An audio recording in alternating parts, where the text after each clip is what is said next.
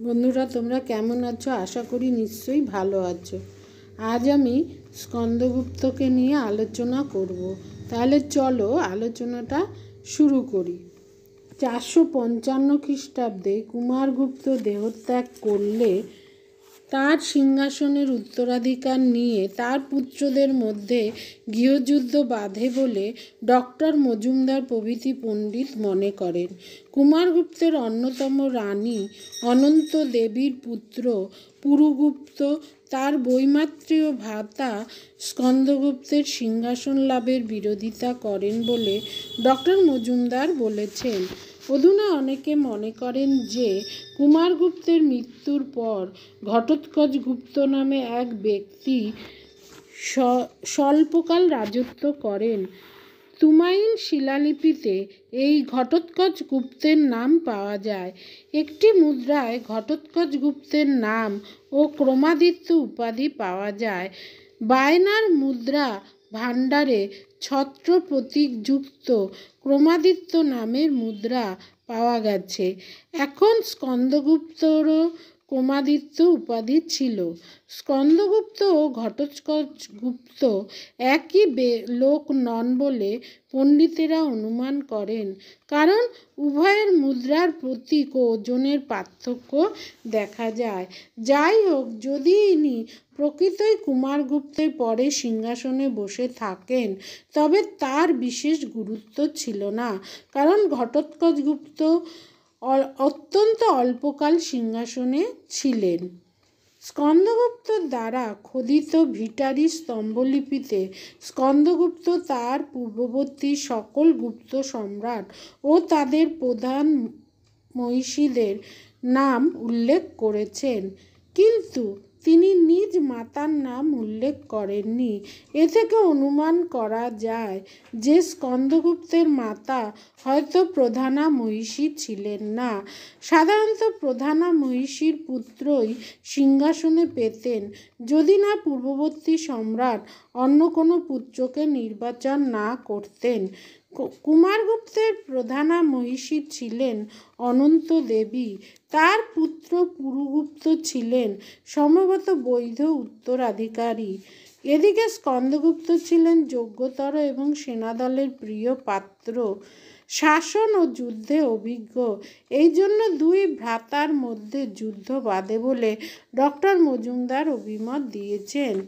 জুনাগড় পাহাড় লিপিতে বলা হয়েছে যে লক্ষ্মী স্বেচ্ছায় স্কন্দগুপ্তকে অন্য রাজপুত্রদের ত্যাগ করে বরণ করেন।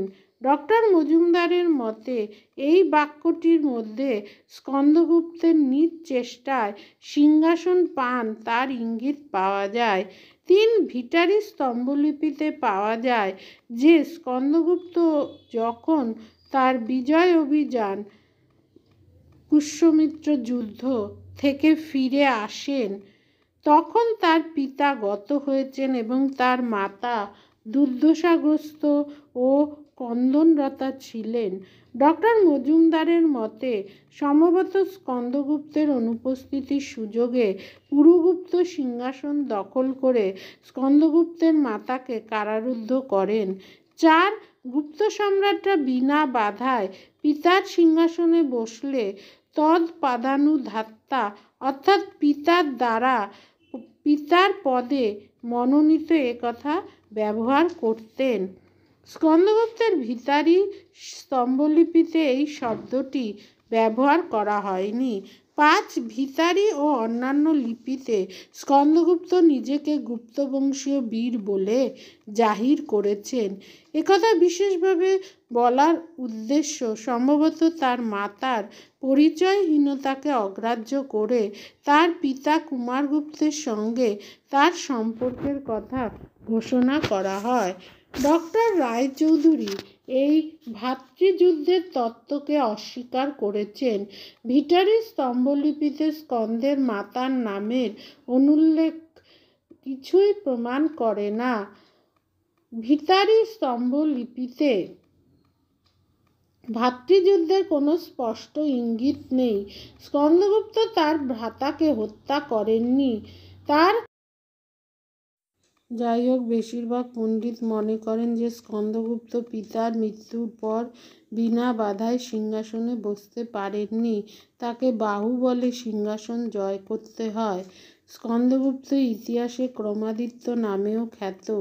তিনি 457 থেকে 467 খ্রিস্টাব্দ পর্যন্ত রাজত্ব করেন।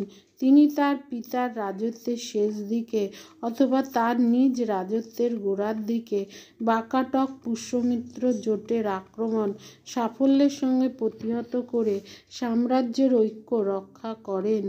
জুনাগড় শিলালিপিতে তিনি উদ্ধত ফণা সাপেদের মতো শত্রুদের দমন করেন বলা হয়েছে। সম্ভবত এই শত্রু বলতে তিনি বাকাটক বর্মণ জোটকে বুঝাচ্ছেন। এই জোটকে পরাস্ত করে স্কন্দগুপ্ত সাম্রাজ্যকে সুরক্ষিত করেন। জুনাগড় শিলালিপিতে বলা হয়েছে যে ম্লেচ্ছ রাজা তার কাছে মাথা নিচু করতে বাধ্য হন। এই ম্লেচ্ছ বলতে কাদের বলা হচ্ছে তা ঠিক বোঝা যায় না। কারো কারো মতে এরা ছিলেন কিদার কুষাণ। বেশিরভাগ পণ্ডিত মনে করেন যে স্কন্দগুপ্ত হুনদের বিরুদ্ধে তার বিজয়ের ইঙ্গিত এর দ্বারা দিচ্ছেন। এই হুনরা ছিল অ্যাপথ্যালাইট বা শ্বেত হুন। এরা মধ্য এশিয়া থেকে এসে প্রথমে কিদার কুষাণদের রাজ্য দখল করে নেয়। পারস্যের সাসানীয় সাম্রাজ্য এরা বিধ্বস্ত করে ফেলে। হুনদের অপর শাখা ইউরোপে ধ্বংসলীলা চালিয়ে রোমের কাছাকাছি পৌঁছে যায়। এর থেকেই হুন আক্রমণের গুরুত্ব সহজে বোঝা যায়। ভিতারি স্তম্ভলিপিতে স্কন্দগুপ্তের হুন যুদ্ধের তারিখ দেয়া নেই। উত্তর পশ্চিম সীমান্তকে সুরক্ষিত করে সাম্রাজ্যে বৈদেশিক আক্রমণ বন্ধ করার জন্য কোনো নিয়মিত চেষ্টা গুপ্ত সম্রাট করেননি। উত্তর পশ্চিমের পথ খোলা পেলে আক্রমণকারী গঙ্গা যমুনা উপত্যকায় ঢুকে পড়তে পারে, এই ভৌগোলিক সত্য সম্পর্কে গুপ্ত সম্রাটরা নজর দেননি। ফলে হুন জাতি ভারতের ভিতরে ঢুকে পড়ে। যাই হোক, স্কন্দগুপ্ত আনুমানিক 542 খ্রিস্টাব্দে হুনদের পরাস্ত করে পাঞ্জাব ও কাশ্মীরকে আপাতত রক্ষা করেন। হুনরা প্রচুর ক্ষয়ক্ষতি স্বীকার করে পিছু হটতে বাধ্য হয়। প্রায় অর্ধ শতাব্দী ধরে হুনরা ভারতের দিকে আর মুখ ফেরাতে সাহস করেনি। ডক্টর মজুমদার দুর্ধর্ষ হুনদের হাত থেকে স্কন্দগুপ্তকে ভারতের রক্ষাকারী বলে অভিহিত করেছেন। সর্দার কে.এম. পানিক্করের মতে গুপ্ত সম্রাট স্কন্দগুপ্ত চীন সম্রাটের প্রবল বাধার জন্যই হুনরা এশিয়া থেকে ইউরোপের দিকে চলে যায়। অধুনা অনেকে হুন আক্রমণের বিরুদ্ধে স্কন্দগুপ্তের বিজয়কে কিছুটা সীমাবদ্ধভাবে বিচার করেন। তারা বলেন যে হুনদের প্রধান শক্তি রোম এবং পারস্য দেশ জয়ে নিযুক্ত হয়। ভারতে হুনদের চাপ ছিল অপেক্ষাকৃত কম। তাছাড়া ভারতের সীমান্তবর্তী পর্বতমালা হুনদের বেশিরভাগ প্রতিহত করেছিল। এই প্রাকৃতিক বাধা পার হতে গিয়ে হুনরা দুর্বল হয়ে যায়। স্কন্দগুপ্তের আমলে বারংবার হুন আক্রমণ হয়েছিল একথা সত্য নয়। পূর্ববর্তী গুপ্ত সম্রাটরা যেভাবে উত্তর পশ্চিম সীমান্তকে দীর্ঘকাল অবহেলা করেন তার পটভূমিকায় স্কন্দগুপ্তের হুন যুদ্ধে সাফল্য ছিল তার বিরাট কৃতিত্বের পরিচয়, এতে সন্দেহ নেই।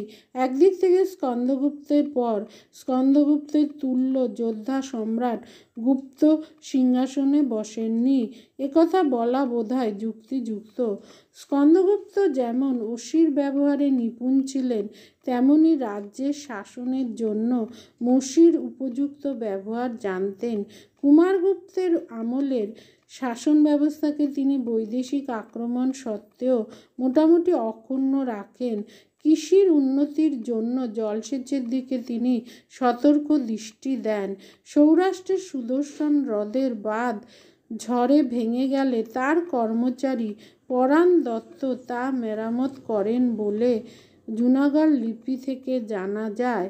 হিউয়েনসাংয়ের মতে তিনি নালন্দার একটি বিহার স্থাপন করেন। হয়তো তিনি নালন্দা বিশ্ববিদ্যালয় প্রতিষ্ঠার ব্যাপারে যুক্ত ছিলেন। অনেকে বলেন যে নিরন্তর যুদ্ধের ফলে তার আমলে অর্থনৈতিক সমৃদ্ধি ক্ষয় পায়।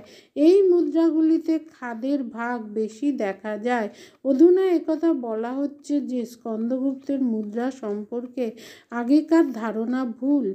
তার মুদ্রায় সোনার পরিমাণ বরং বেশি ছিল।